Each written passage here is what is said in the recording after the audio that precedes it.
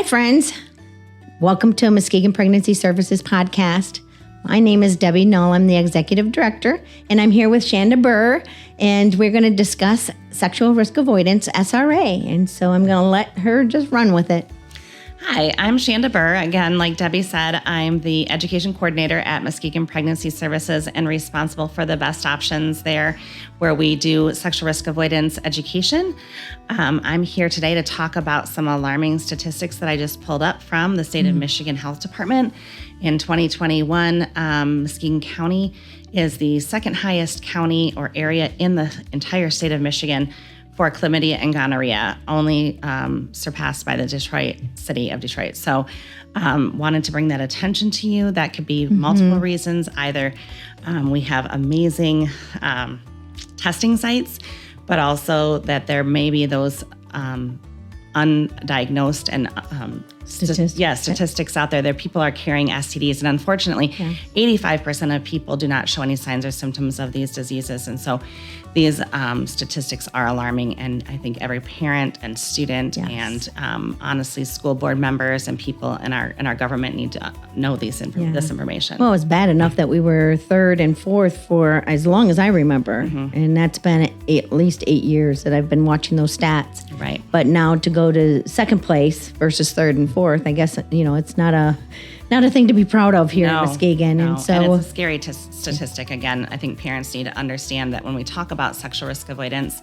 what we're trying to do is teach kids that there is, that contraception does not make sex safe. Unfortunately, contraception has a very high failure rate to protect against STDs. And so even though it might have a good statistic to protect against pregnancy, as when we're talking about helping people with transmission of STDs, it doesn't do what it says. And I can tell you how many kids that I've talked to when you say, what is safe sex, and they'll say a condom, and it's really not the truth. And so, talking about the failure rates of that, as well as just encouraging kids to be willing to wait. Right. So how is that even possible? I guess what are you doing? What are we doing at Muskegon Pregnancy Services? So what I am a certified nationally to teach a sexual risk avoidance curriculum. I am a free resource to community. I can go into schools, to churches, to youth groups. I can do parent classes. All of this information. I just pulled up a recent study from 2016 that says that 85% of people want this kind of curriculum in the classroom, not just parents, but students as well.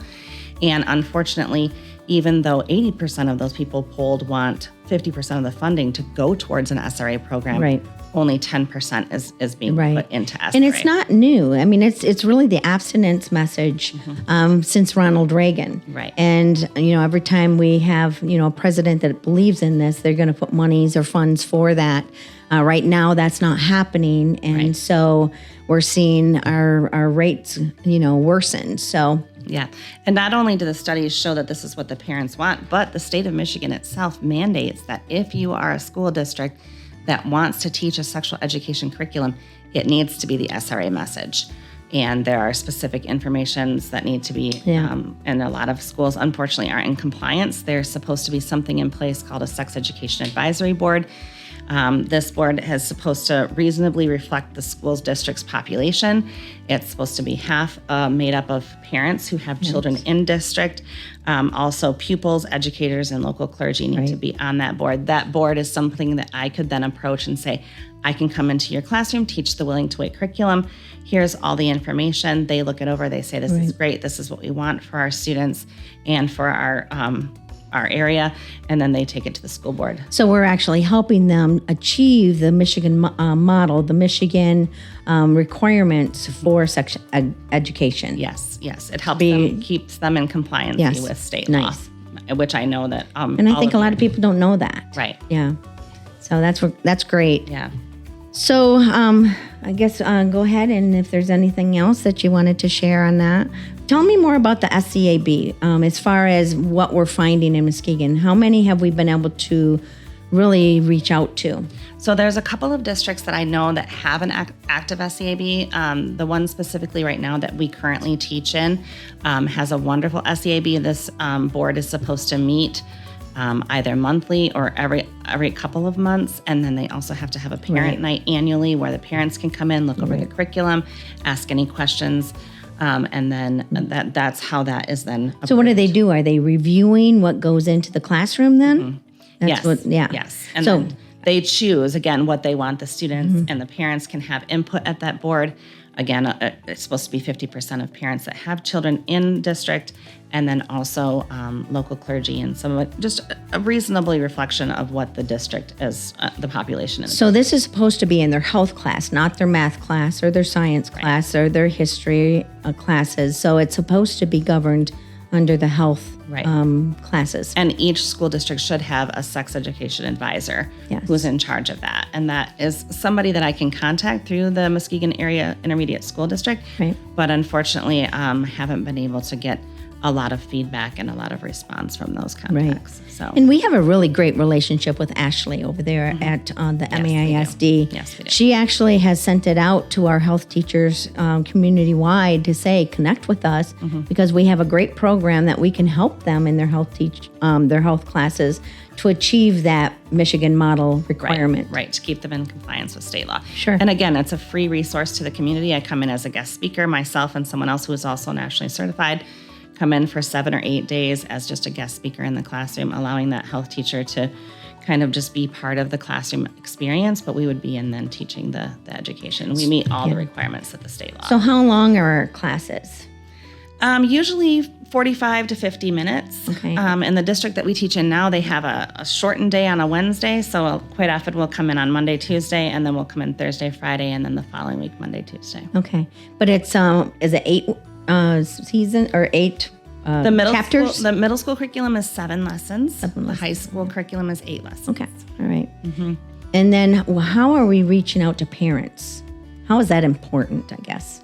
I mean, I think the importance of parents understanding what their school district should have in place and understanding that if they don't have that in place, then they need to be active on that kind of information. Right. And kind of challenge their school board and the curriculum director to make sure they're in compliance with state law. So we actually give parents what we're teaching. And there's a booklet that goes for the parents and a booklet that goes to the students because we really want to work with parents. We want them to know what we're doing. It's really to empower your kids, but also reinforce what you're telling your kids. Yes. So it's really a great program. It's an optimal health program. It really looks at more than just the physical part of our beings. I mean, I think that SRR, or sexual risk reduction, only concentrates on the physical aspect of each individual, whereas a sexual risk avoidance looks at not just the physical, but emotional, relational, spiritual, and mental part of who we are as a person. And again, achieving that optimal health. Okay. So really quick, I think you have something there that you can show just comparing the different types of sex education. Again, the state of Michigan mandates that we do teach an SRA, or sexual risk avoidance curriculum. This kind of breaks down the differences between SRR and SRA.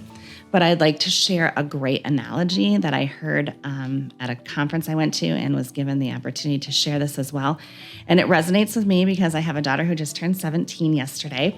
And when she turned 16 a year ago and was given her driver's license and being allowed to be out on the road, I was challenged to think of SRR versus SRA being, if you love and care for that person who's going to be out on the road and it's a scary place, and we understand that texting and driving is dangerous. It puts you at a higher risk for getting into an accident, especially serious accidents. Am I going to give her an SRR message, so reducing the risk? Okay, child of mine, let me show you how to text and drive safely, or reducing the risk of getting into the accident. Or am I just going to tell her to avoid, like the SRA message, avoid that risk altogether? Please don't text and drive. And we have that new law here in Michigan, not to text and drive. Right. Yeah, it's a hands-free law. You can't even talk on the phone anymore with the phone in your hand. So, yeah. But again, teaching them that's the safest choice. The CDC recognizes that teen sexual activity is a high-risk behavior, just like teen drug use, just like teen drinking. All of those things are high-risk behaviors. Right. Wonderful. Thank you. Yeah. Was there anything else that you wanted to share about that? If you'd like to reach out, you can contact me again at Best Options at Muskegon Pregnancy Services. My number there is 231-726-2677, or my email address is edu_SRA@bestoptions.org. Yeah. Wonderful. Well, thank you. And thank you for listening today. So if you want more information, again, get a hold of us. This curriculum should be in every school in our town, It should. be in every church in our town. And we do have a Christian aspect to that we can share with a faith-based.